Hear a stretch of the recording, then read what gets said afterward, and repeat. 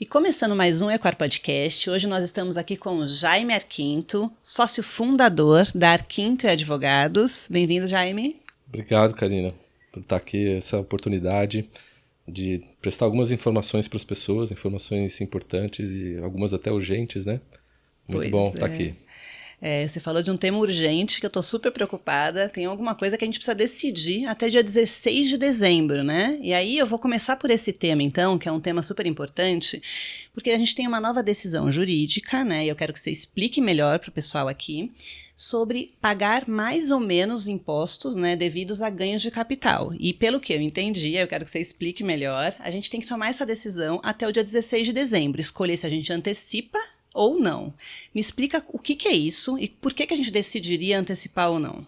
Ok, ótimo, é uma oportunidade muito boa para falar sobre isso. Como você falou, até 16 de dezembro, as pessoas que têm imóvel precisam analisar a sua situação para ver se é o caso de atualizar ou não o valor do imóvel e antecipar o pagamento do imposto por uma alíquota menor do que a normalmente aplicada pelo governo.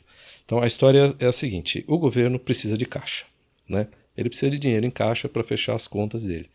Então, a exemplo do que no passado, há uns anos atrás, ele fez aquele programa de repatriação de dólares, né, de quem tem conta no exterior, declarado ou não, para trazer com uma certa anistia uma alíquota menor de imposto sobre a renda, e muita gente trouxe, antecipando o imposto, legalizando de alguma forma também esses valores, e o governo assim fez caixa.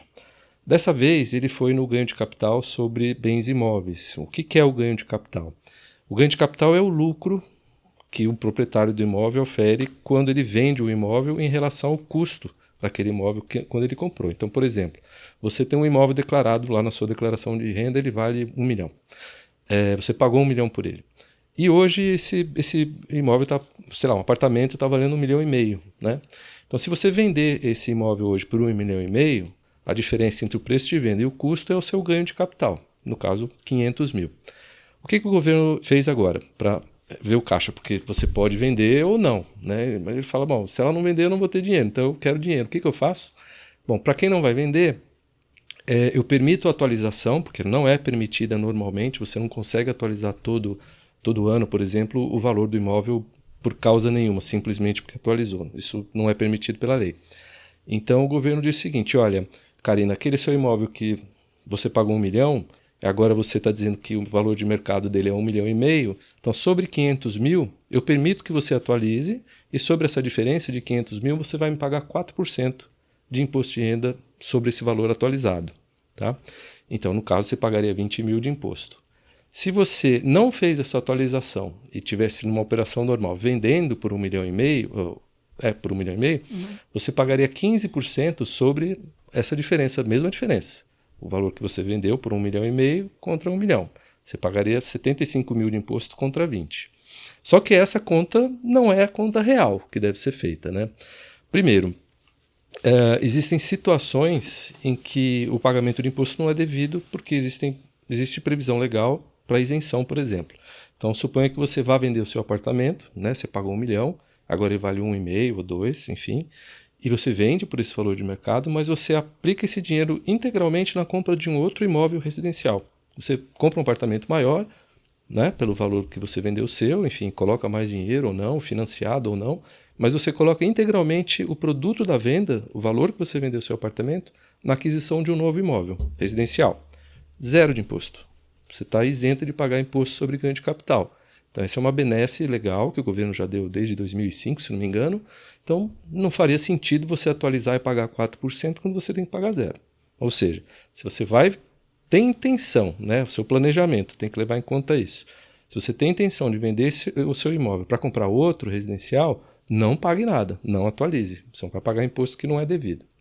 Segunda situação, se é o seu único imóvel de valor de até R$400 mil, você só tem uma casinha lá, R$400 mil, não tem mais nada. Até esse valor também está isento de pagamento de imposto sobre ganho de capital. Então, zero. Não tem por que atualizar, porque você não pagaria nada. Ah, mas eu comprei esse imóvel, não pretendo vender ele nos próximos 10 anos. Né? Muito bem, então 10 anos, existe uma tabela e uma forma a ser aplicada nessa nova legislação do governo, em que ela é decrescente. Quanto mais longo o tempo que você fica com esse imóvel, maior o desconto que você tem no ganho de capital, lá na frente. Então você paga os 4% agora, e lá na frente você vai ter um redutor para pagar o complemento do que seria os 15%. Tá? Nossa, me parece impossível de fazer essa conta sozinha. A gente tem a planilha. Quem quiser, eu posso entregar a planilha, já tem a fórmula pronta, tudo calculado. Regra geral, assim, nessa situação, só começa a valer a pena a atualização se você vender o imóvel depois de 6, 7 anos, e olhe lá. Porque, veja bem, se você atualizar o valor e antecipar o imposto, você vai tirar dinheiro do bolso e vai pagar o imposto. É o que o governo quer, porque ele quer caixa. Mas você vai deixar de aplicar esse dinheiro. Então, no exemplo que a gente deu, né, 20 mil reais de imposto que você pagaria agora. Se você deixar 5, 6, 7 anos aplicado, quanto ele vai render? Aí você vai ver quanto você paga lá na frente, menos o que você tem do dinheiro aplicado, para fazer a conta se vale a pena ou não.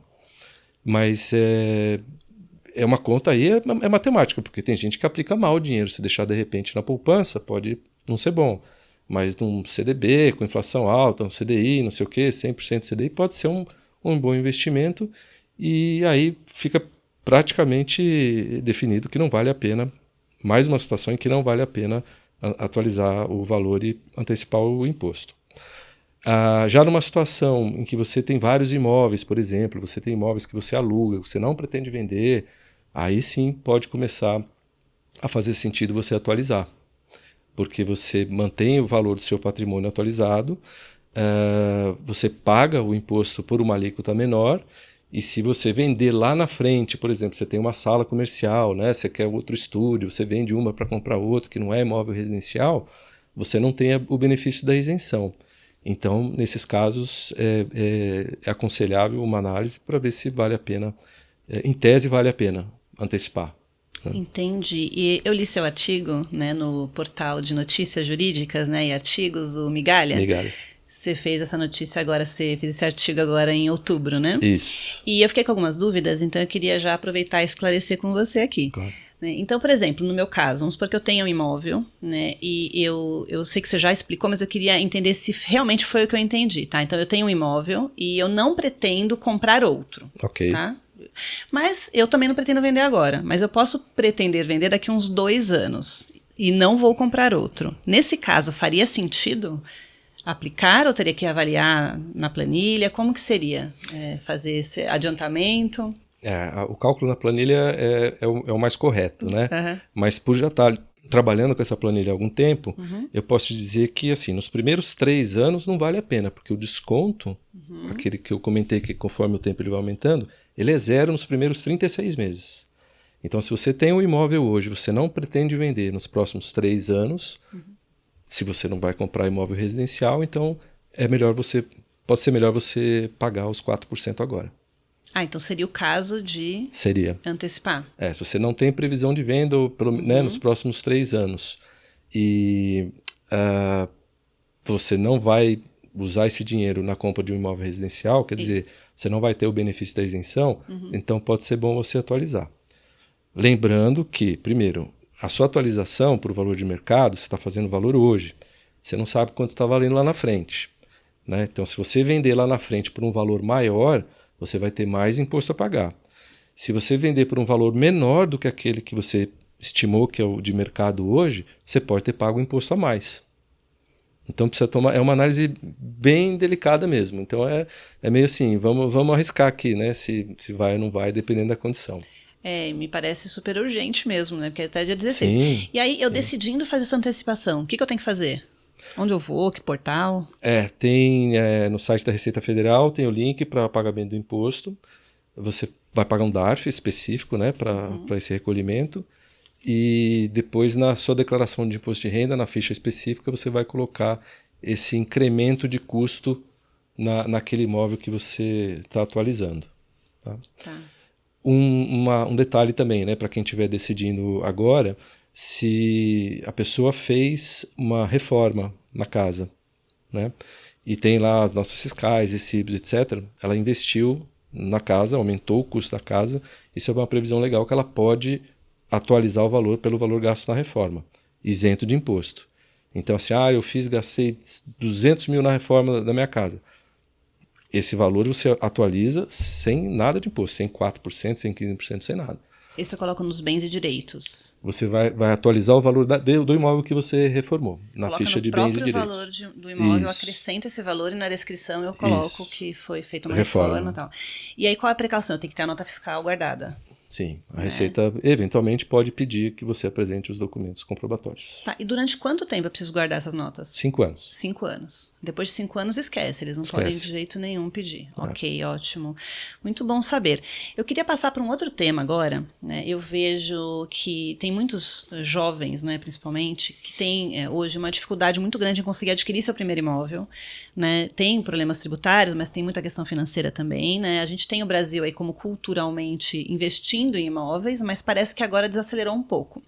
Né? Eu queria entender se você tem alguma recomendação, né, em quanto tempo que demora, né, se eu investir no imóvel, quanto tempo que eu tenho esse retorno e quais são os riscos, né, entre investir em um imóvel e talvez escolher um fundo de investimento ou um fundo imobiliário. Excelente pergunta. Temos umas 2 horas aqui para responder? Vamos lá. Resume aí. É bastante complexo. Tá. Mas, de uma forma, né, mais sucinta, imóvel é um ativo como outro qualquer. Então, se você vai comprar um imóvel para investir, da mesma forma como você compraria uma ação para investir, ou uma debenture, né, que você está emprestando dinheiro para uma empresa, mas é uma forma de investimento, porque você está emprestando um valor para receber um valor maior no futuro. Uma LCI, um CRI, um CRA, LCA, essas letras, né, de fundos agrários e imobiliários, etc. Todos eles são ativos que você precisa analisar individualmente a situação de cada um para poder determinar, estimar um retorno daquele investimento que você está fazendo. Então esse é o primeiro fator. Eu já vou detalhar. E o segundo fator é o seu perfil pessoal quanto à tolerância a risco. Então, sempre que você abre uma conta no banco, que você vai fazer alguma aplicação... Antigamente tinha aplicação e investimento. Hoje chamam tudo de investimento, né? Mas ainda é diferente. Então, tem lá a sua avaliação de risco. Definição do perfil de risco. Então, você fala, olha, as primeiras perguntas em geral são... Você dispõe de qual percentual para esse investimento ou para investir? Qual o prazo que você pretende investir? Se você perder uma parte do seu principal, tudo bem para você? Esse é um questionário meio padrão de bancos e corretoras, essas plataformas digitais que existem hoje, que vão definir o seu perfil. Conservador, né? Moderado, exatamente. Agressivo. Uhum. Isso está diretamente ligado à sua tolerância ao risco. Né?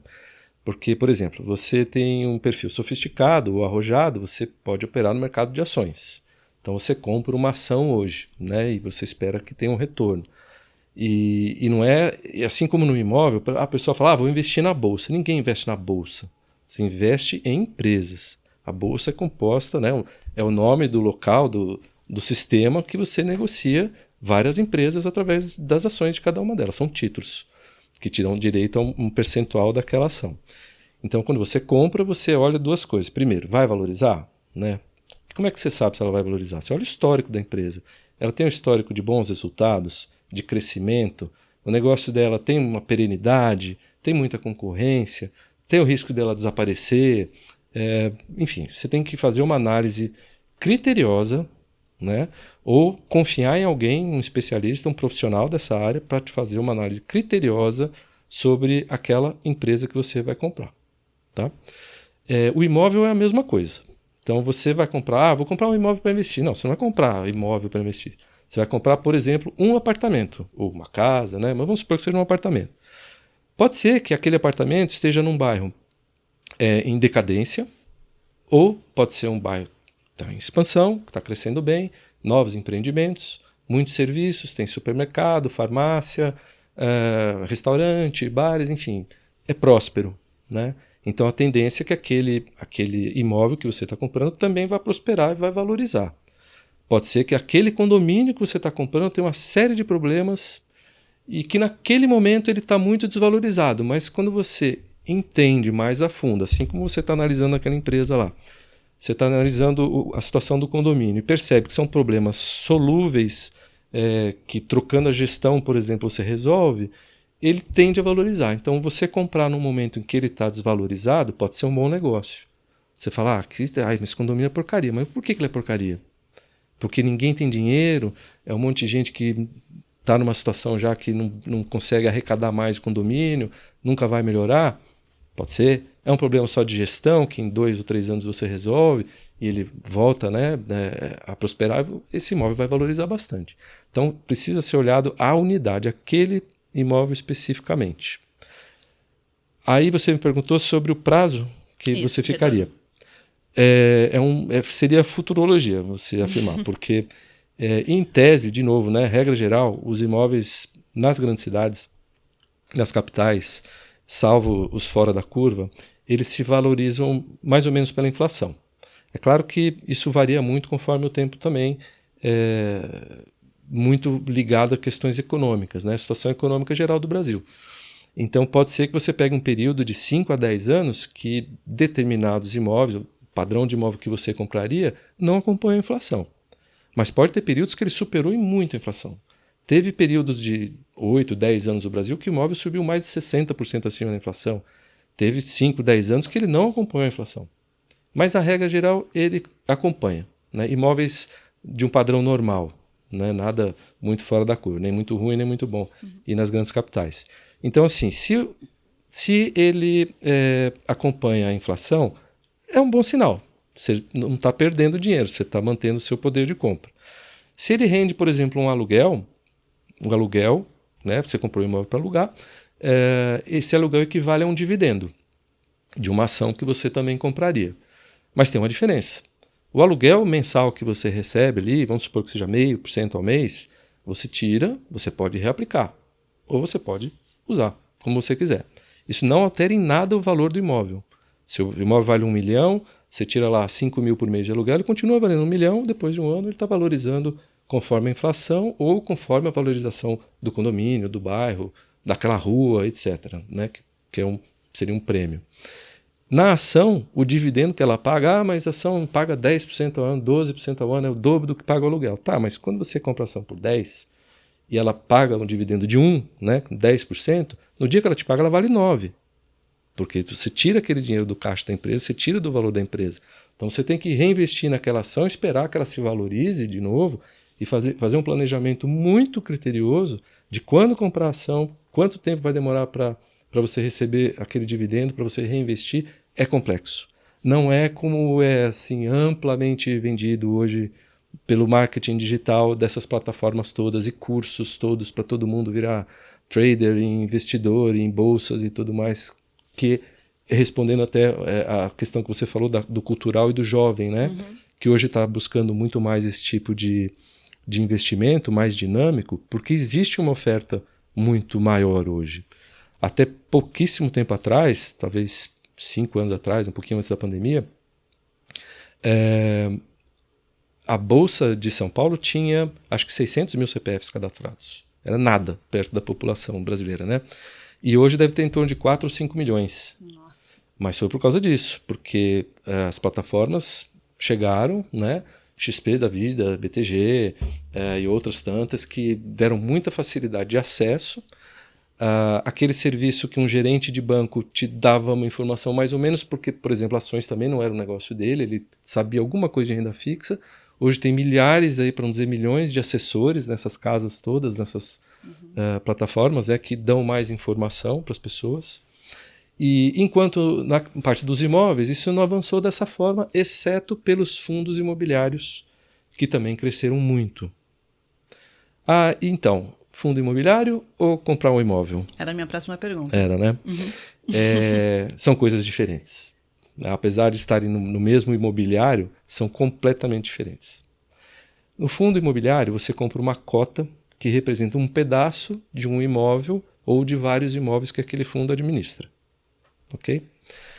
Esse fundo imobiliário, ele segue alguma legislação específica e as regras do próprio fundo. E essas regras são decididas pelos gestores do fundo, não por você. E nem todas as regras são submetidas à Assembleia para aprovação geral, né, de todos os participantes. E essas regras muitas vezes não agradam. Então, por exemplo, o fundo tem alguns imóveis e ele perde um grande locatário. Tem um prédio inteiro que está alugado lá, sei lá, para o Google. Aí o Google fala, não, eu vou sair daqui e vou para outro prédio. A receita cai vertiginosamente. O valor da sua cota, que foi aquilo que você investiu, cai vertiginosamente também, além de você deixar de receber aquele aluguel, que seria o dividendos, né, no fundo, porque não tem mais aquela alocação.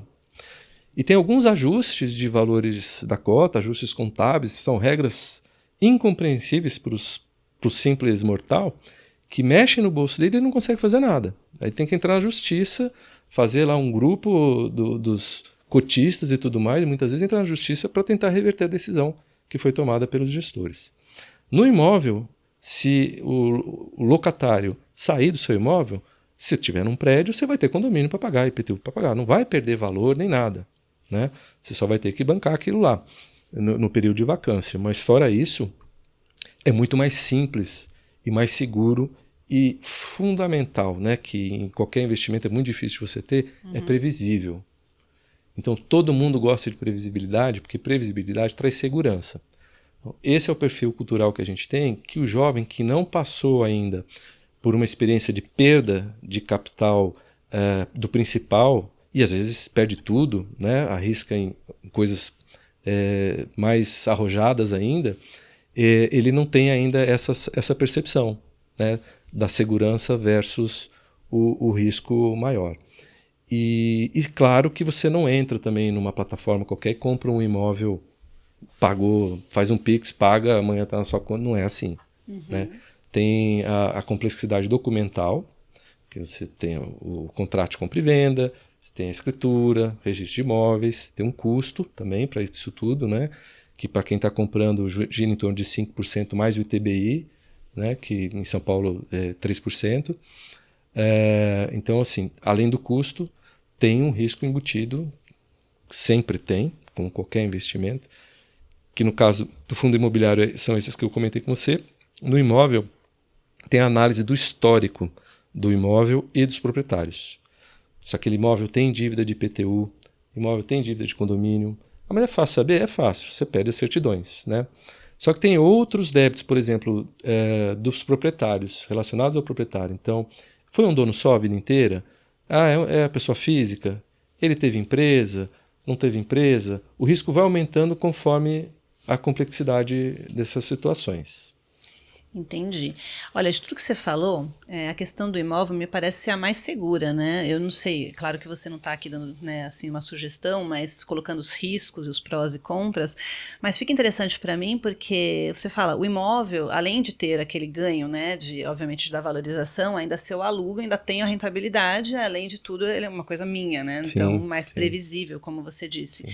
E aí a gente tem essa quantidade imensa de plataformas de investimento aí que falam outras coisas, né? Mas sim, não trazem essa segurança. Acho que a gente está falando muito sobre risco e segurança também. E aí, agora você tocou no outro ponto que me interessa muito, que é quais são esses documentos que um comprador precisa observar antes de comprar um imóvel? Né? O que é tão importante na hora de comprar um imóvel que eu não posso deixar de olhar? Bom, eu diria que o comprador, ele primeiro precisa estar amparado, bem amparado, por um bom corretor, uma boa imobiliária, que vai fazer vamos dizer assim, um levantamento superficial, pelo menos, né, para trazer algo que tenha um mínimo de segurança e, de preferência, contratar um especialista, porque não basta pedir as certidões, você precisa entender as certidões, precisa entender o que está escrito ali. Por exemplo, uma certidão negativa de débitos, a famosa CND. Você pega uma CND federal. O que vem na CND? Olha, certidão negativa de débitos de tributos federais. Quer dizer que nada vai vir ali, nada consta. Ou seja, o proprietário daquele imóvel não deve nenhum imposto federal. Por que isso é importante? Porque se ele tiver uma dívida federal, né, é uma dívida preferencial sobre outras, como a trabalhista, o governo pode vir cobrar dele, ele não ter mais nenhum bem para pagar aquele débito fiscal, o imposto que ele deixou de pagar, e vai vir empenhorar o seu imóvel que você comprou dele. Se ele não tiver essa certidão. Então, se ele tiver a certidão, beleza. Mas você pede a certidão, vem lá uma CPEM, que é a certidão positiva com efeito negativa. Putz, e agora? O que é a certidão positiva com efeito negativa? Bom, positiva quer dizer, ele tem débitos. Mas esses débitos, de alguma forma, ou estão sendo pagos, porque ele tem lá um refis da vida, aqueles, né, pagamento parcelado, impostos que ele ainda tem a pagar, ou tá com exigibilidade suspensa, porque ele está sendo discutido na justiça, mas tem alguma coisa lá. Ah, dá para comprar? Depende. Então tem que ver a origem, tem que ver o valor, tem que ver desde quando vem vindo isso tudo. Pior ainda se for de empresa, se o proprietário do imóvel tinha empresa. Então a forma de analisar essa documentação, isso eu posso dizer para você como advogado que não é o expertise e também não é o que se espera do corretor de imóveis ou da imobiliária. Por isso que é sempre recomendável que um advogado faça a análise desses documentos. Não basta pedir, precisa analisar para determinar o grau de risco de uma eventual certidão. Pode ter um débito de fundo de garantia, por exemplo, um trabalhista, mas qual é o valor de trabalhista, desse débito trabalhista? É muito pequeno em relação ao valor do imóvel? É grande? Mas qual o seu apetite como comprador do imóvel, de novo, né? Qual o seu perfil de risco? Você tolera? Olha, ela tinha a proprietária do imóvel tinha uma agência de viagem com 15 funcionários, então tem 8 processos trabalhistas na Justiça do Trabalho. E ela fala, não, mas você, em vez de me pagar, você deposita o dinheiro no processo, paga tudo e acaba. Você fala, pô, metade tem Justiça Trabalhista, os outros funcionários daqui a pouco entram também e eu vou ficar no risco. Então, a imobiliária não sabe disso, o corretor não vai saber te explicar isso, você muito menos. Então, o especialista, o advogado, vai te orientar com relação ao que pode acontecer e você vai decidir se você tem apetite para aquele risco ou não. Então, a imobiliária ela não tem essa responsabilidade legal?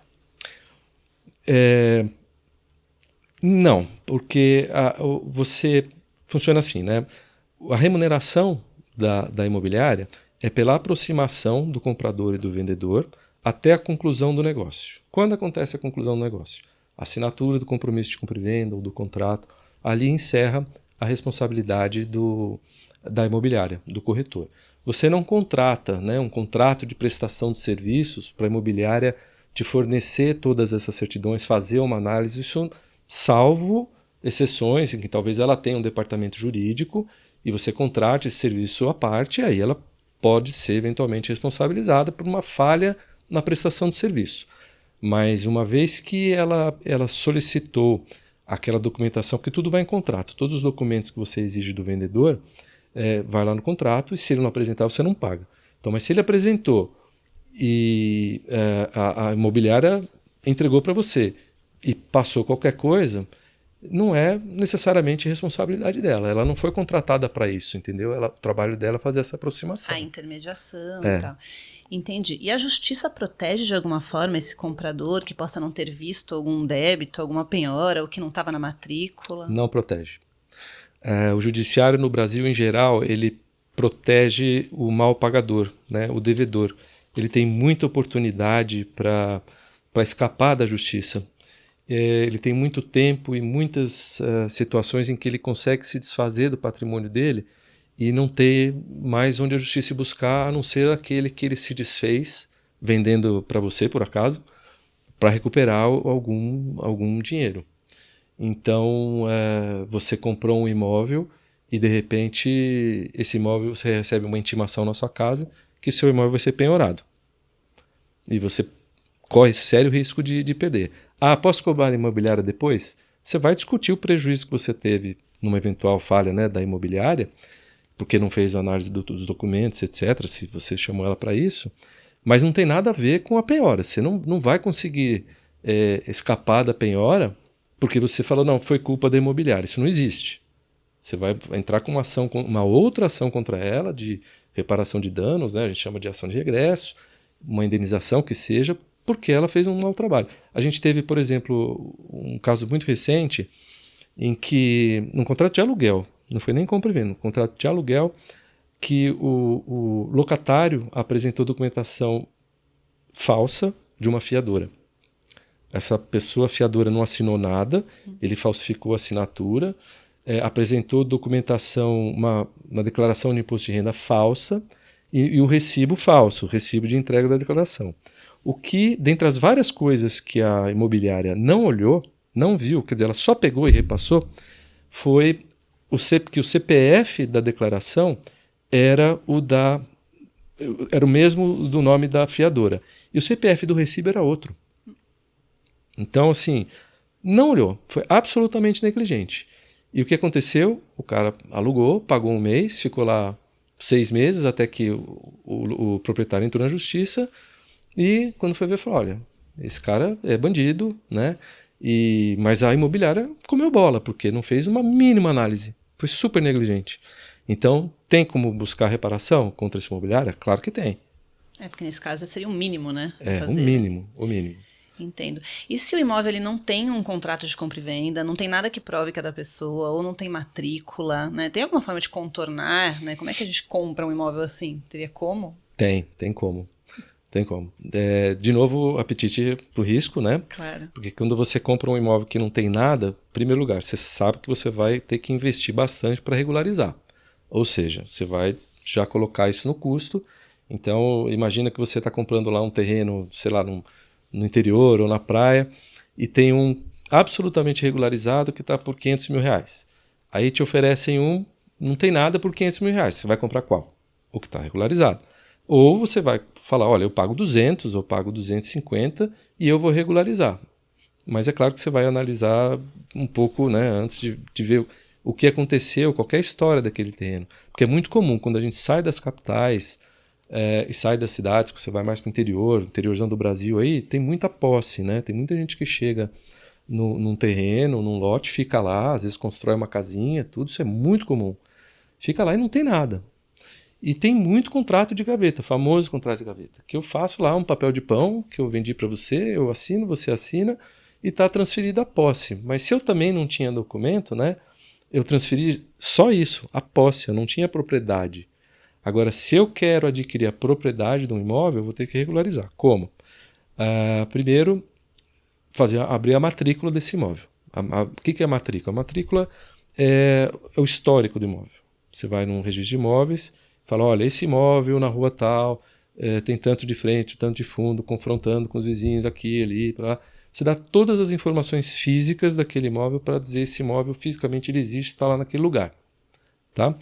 Antes da matrícula, você tem que fazer isso na prefeitura, você tem que regularizar na prefeitura, para ver se é IPTU, se é ITR, né, Imposto Rural, dar todas as medidas, falar com os vizinhos para ver se está tudo certo as medidas com dele. E isso, para fazer isso tudo, é claro, você vai ter que contratar um engenheiro ou um arquiteto. Então você já vai ter uma despesa aí grande. Claro, grande depende do tamanho do imóvel e da complexidade, mas já vai ter essa despesa. Depois você tem a despesa de pagamento de impostos na prefeitura, regularização na prefeitura, registro de imóveis, até que isso fique regularmente em seu nome, que você fala agora é meu de fato. Essa é uma forma. Outra forma é você tomar posse daquele imóvel, ficar com ele por um tempo e depois entrar com uma ação de uso capião. Quanto tempo? Depende do tipo e do local do imóvel. Pode ser 2, 5, 10, 15. Depende se é na cidade, se tem interesse social, se é rural, depende do tamanho, se você está lá utilizando aquilo para sua moradia e subsistência. Então são situações específicas para cada tipo de uso capião que determina o prazo e os requisitos para você entrar com essa ação. Hoje já existe uso capião extrajudicial, você consegue fazer no cartório de imóveis. Não é toda cidade que está preparada, alguns nem gostam de fazer porque não tem muita experiência, mas pode ser mais rápido e um pouco mais barato.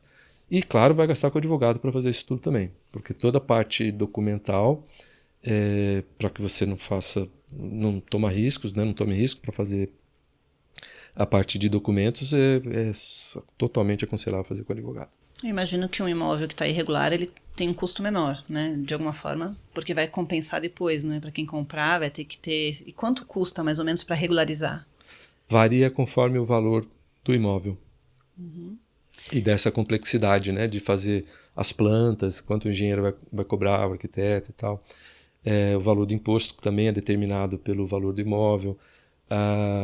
Tabelião e registro de imóveis também são tabelas estaduais que você paga os emolumentos conforme o valor do imóvel, são por faixas, né? Uhum. Mas, em geral, a parte de cartório e registro de imóveis fica em torno de 5% do valor do imóvel. 5%, regularização.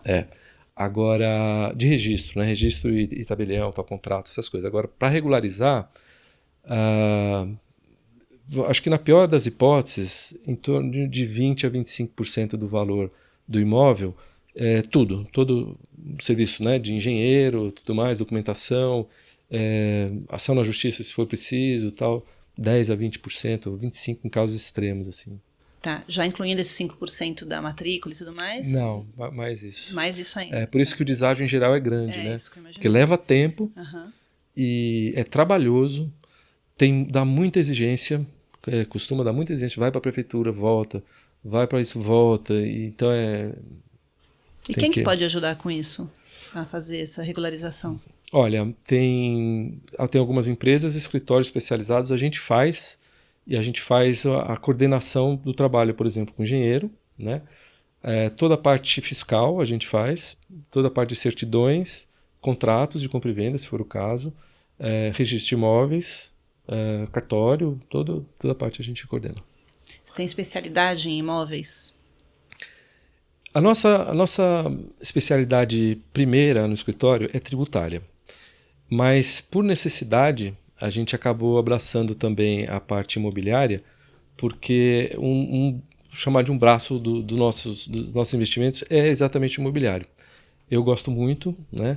Venho de uma família que tradicionalmente, culturalmente, sempre investiu em imóvel, nunca investiu ação nem nada. Eu que fui para outros caminhos também, mas no fim o imóvel ele, de fato traz muita segurança, traz a previsibilidade.